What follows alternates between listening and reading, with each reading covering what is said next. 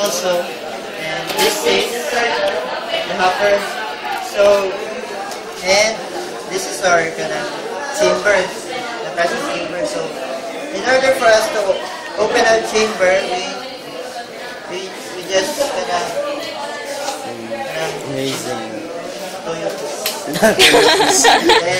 like that. And as for the handle of the cover, kanina lang siya kay. In order not to over one ang double. So, just put it like this. Hugot ni siya kay ito sa pintal. So, inside the chamber, we have our name chains. So these are four links. We have 5 holes are left like this, and this is the discharge. Then as for the hamper, we have changed the cover because kato lang siya puti. So it's like this. And as for the base or support, we have this. So any questions for our So next is we have our demo for the how to use our equipment.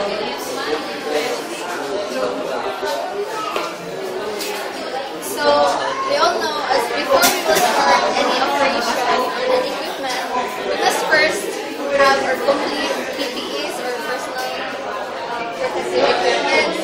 So since we are dealing with this pressure, we are going to have guns and then practice mo yan, you're not going to have ground operation because this is safe operation, but because this is laboratory, and mask and this rubber gloves.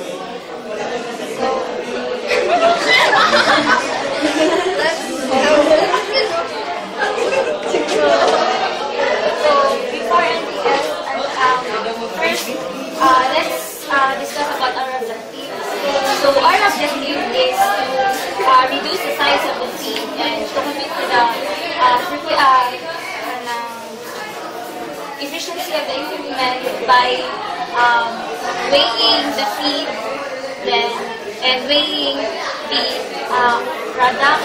So the formula is mass of the product over mass of the feed times 100. So you will distinguish or determine the efficiency of the equipment. So the materials and equipment used is the impact mill, the feed, limestone, beaker, weighing balance, and the paintbrush for cleaning. So first, procedure. Prepare the feed material. And then, properly place the beaker. Then properly place the container under the outlet. So, plug the impact mill.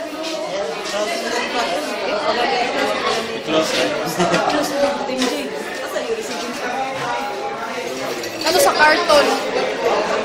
Ano sa karton?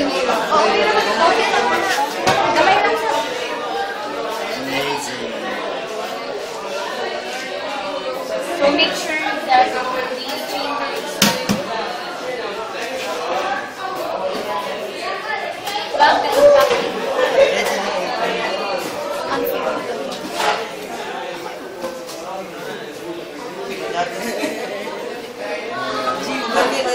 Pwede mo.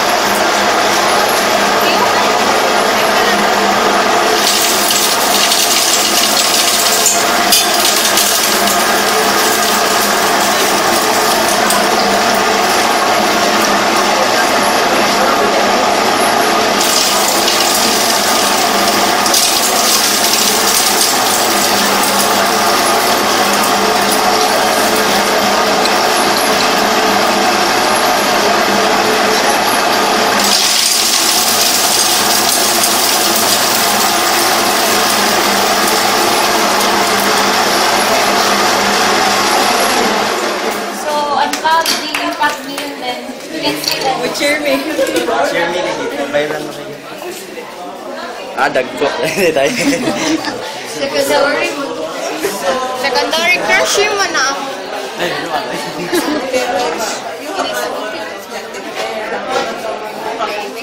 So, your laboratory, your final report will include sample data. So you have the feed. So you can test the sizes using the seed. So, and then you test also the product. So you have sample size. You can test also the efficiency. The reason why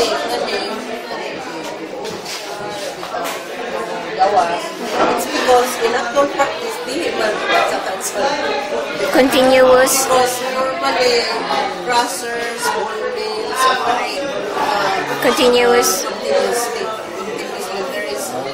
This is what mga conveyor or uban ani kung nagpundag-pun na like the mill, naa siya yung upper, naa siya yung dili ang silo, very big silo for the feed. And then ay conveyor, constant one sa conveyor, nadako niya siya. Dili siya mo. And continuously doing that one. But, kung siya, ang product sa, normally, ang product, ibutang na siya, ibutang siya sa another silo, another storage tank. So, like in the mines, ang ikan sa mina, ang ikan sa mina, ikan sa job, siya nga tangke. From there, ikuha na siya dito para sa crusher. Yeah. From one crusher to another crusher, there is a conveyor. Ikuha na siya. And then continue. Of course, you can stop it, of course, if there are problems. Or there's no longer feed. One way, undang operation. And in between crusher to another crusher, the size differs. In between those crushers, vibrating screen. Normally, vibrating screen. Na a single vibrating screen, but there is double neck vibrating screen. So, automatic sa to siya na oversize, go to another conveyor and feed. Sabon sa feed. Balik siya dito. Because the mill, itong pino na nagkaayo, the rod mill or the ball mill, the product of the ball mill, the size is already very, very fine. Very, very fine.